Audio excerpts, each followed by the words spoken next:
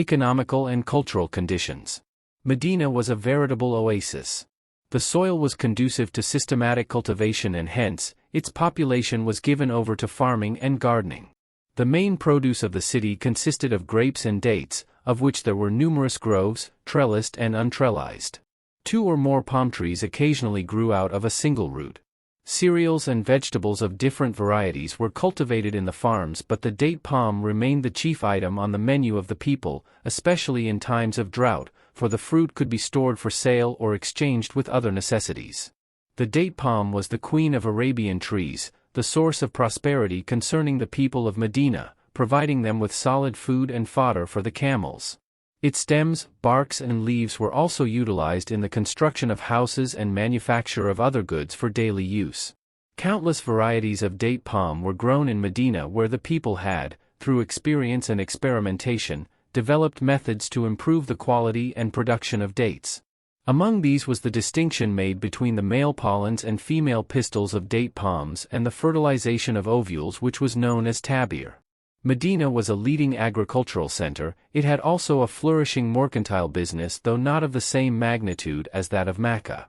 The barren, rocky valley of Mecca allowed no other occupation save to set out with merchandise caravans regularly during the summer and winter season for their source of livelihood. Certain industrial pursuits were restricted to the Jews of Medina. They had probably brought the expertise to Medina from Yemen as, for instance, Banu Qaynuqa practiced the trade of goldsmithy. Wealthier than other tribes occupying Medina, the houses of the Jews were flushed with money and abounded in gold and silver. The soil of Medina is excessively fertile because of the volcanic matter that made possible the surrounding lava plains.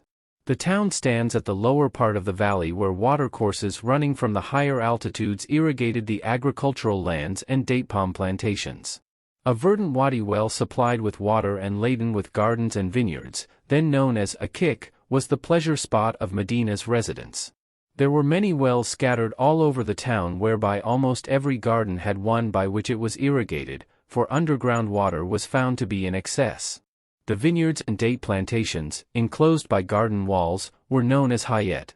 The wells had sweet and plentiful supply of water, which was channeled to the orchards by means of canals or through lift irrigation. Barley was the main cereal produced in Medina, with wheat as the second one, but vegetables were grown in abundance. Transactions of different types were in vogue, some of which were retained by Islam while others were modified or forbidden altogether. The coins in circulation at Mecca and Medina were similar to that of the ones mentioned in the section covering Mecca. However, as the inhabitants of Medina had to transact their business in food, grains and fruits, they had more of their dealings with measures of capacity. These quantitative measures were mud, sa, farak, arak and waysak. The measures of weight prevalent in Medina were dirham, shihak, danak, kairat, nakwat rattle, chintar and akiya. Medina had a fertile soil, but it was not self-sufficient in food grains, that it had to import some of the foodstuffs required by it. Flour, clarified butter and honey were brought from Syria. At-Tirmidhi relates on the authority of Qatada bin Nu'man that the staple diet of the people of Medina consisted of dates and barley. But those who were rich used to purchase flour from the Syrian merchants for their own consumption, while others had to contend with dates and barley. This report brings to light the culinary habits as well as the disparity in the standards of living of the well-to-do and the poorer sections of the society in Medina existing before the migration of the Prophet.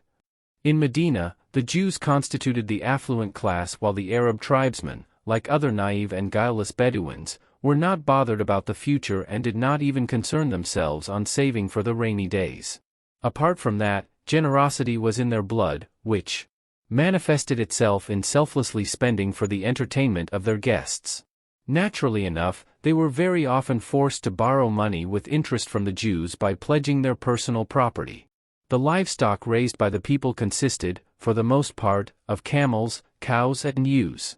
Even then, the camels were also employed for irrigating the agricultural lands, wherein they are finally called as alibal an-nawada when used in such manner.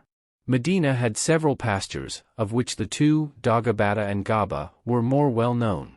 Residents of Medina used to put their flocks for grazing on these pasturelands, while at the same time making such grazing grounds as their source of firewood. They reared horses as well, though not in the same scale as did the inhabitants of Mecca, for military operations. Banu Sulaim were distinguished for their horsemanship, although they used to import their horses from other regions. Medina had a number of markets, the most important of which was the one conducted by Bani Qaynuqa, which consisted of silver and gold ornaments, clothes and other handiworks, cotton and silk fabrics. Varied carpets and curtains with decorative designs were normally available in this market. Similarly, there were shopkeepers who sold ambergris and quicksilver. The social and cultural life of the common people in Medina was, thanks to their elegant taste, fairly well advanced. Two-storied houses were common in the region, where some of these had even attached kitchen gardens. The people were used to drinking sweet water, which had to be often conducted from a distance. Cushions were used for sitting, and the household utensils included bowls and drinking vessels made of stones and glasses. Lamps were manufactured in different designs. Bags and small baskets were used for carrying commodities of daily use as well as corn from the fields. The residences of those who were affluent were well decorated with various other types of furniture. The jewelry worn by the womenfolk included bracelets, armlets, wristlets, earring circlets, rings, and golden or gem necklaces. Spinning and weaving were popular domestic endeavors from which women find solace within their spare time at Medina. Sewing and dyeing of clothes, house building, bricklaying and stone crafts were some of the manual arts already known to the city folks before the Prophet emigrated there. Yathrib's advanced and composite society.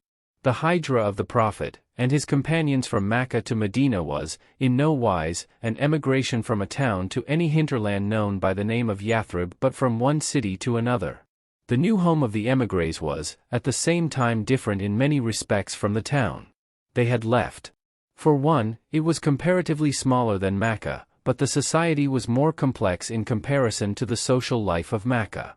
The Prophet was therefore expected to come across problems of a different scope and nature owing to the subscription of its populace to different religions offering various social codes and customs, not to forget its divergent cultural patterns. The Herculean task ahead of him was one of meeting the challenges of such a prevailing situation.